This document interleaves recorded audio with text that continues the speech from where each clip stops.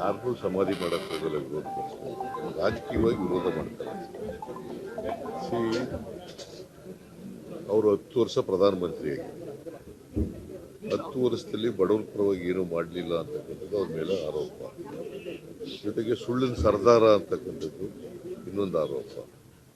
ಅವರು ಏನು ಜನಗಳಿಗೆ ಭರವಸೆ ಕೊಟ್ಟಿದ್ರು, ಯಾವ ಭರವಸೆಗಳನ್ನು ಈಡೇರಿಸ್ತಿಲ್ಲ ಅಂತ ರಾಜಕೀಯವಾಗಿ ಸೋಲಿಸಬೇಕು ಅವ್ರನ್ನ ಅನ್ನೋದು ಬಿಟ್ಟರೆ ಸಮಾಧಿ ಮಾಡಿಸ್ಬೇಕು ಅಂತ ಅನ್ನೋದು ಆ ಥರದ್ದು. ಅವರು ದೇಶದ ಪ್ರಧಾನಮಂತ್ರಿ ರಾಜಕೀಯವಾಗಿ ಸೋಲಿಸಬೇಕು ಅನ್ನೋದು ವಿರೋಧ ಪಕ್ಷದವರು ಇದ್ದೇ ಇರ್ತದೆ. ಬಿಕಾಸ್ ದೇಶ ಅಭಿವೃದ್ಧಿ ಆಗಲಿಲ್ಲ, ಆರ್ಥಿಕವಾಗಿ ಅಭಿವೃದ್ಧಿ ಆಗಲಿಲ್ಲ, ಜೊತೆಗೆ ಬಡವರ ಅಭಿವೃದ್ಧಿನೂ ಕೂಡ ಆಗಲಿಲ್ಲ. ಪ್ರಧಾನಿಯವರ ಬಾಯಲ್ಲಿ ಈ ರೀತಿಯಾದಂಥ ಮಾತುಗಳು ಬರ್ತಾ ಇದೆ. ಯಾಕೆ ಅವರು ಡೆಸ್ಪರೇಟ್ ಆಗಿಬಿಟ್ಟಿದ್ದಾರೆ.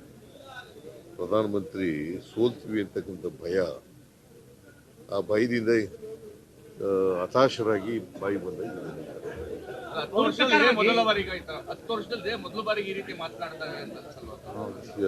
ಈಗ ಕಳೆದ ಸಾರಿ ಗೆಲ್ತೀವಿ ಅಂತ ಇತ್ತು ಅವ್ರಿಗೆ, ಈ ಸಾರಿ ಕಾನ್ಫಿಡೆನ್ಸ್ ಇಲ್ಲ.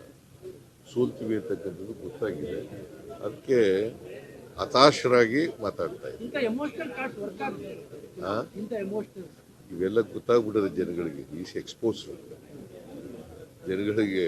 ಅವ್ರು ಸುಳ್ಳು ಹೇಳ್ತಾ ಇದ್ದಾರೆ, ಎಮೋಷ್ನಲ್ ಆಗಿ ಮಾತಾಡ್ತಾರೆ, ಎಮೋಷ್ನಲ್ ಆಗಿ ಎಕ್ಸ್ಪ್ಲಾಯ್ಟ್ ಮಾಡ್ಕೊಳ್ಳೋಕ್ಕೆ ಪ್ರಯತ್ನ ಮಾಡ್ತಾರೆ ಅನ್ನೋದು ಗೊತ್ತಾಗಿದೆ.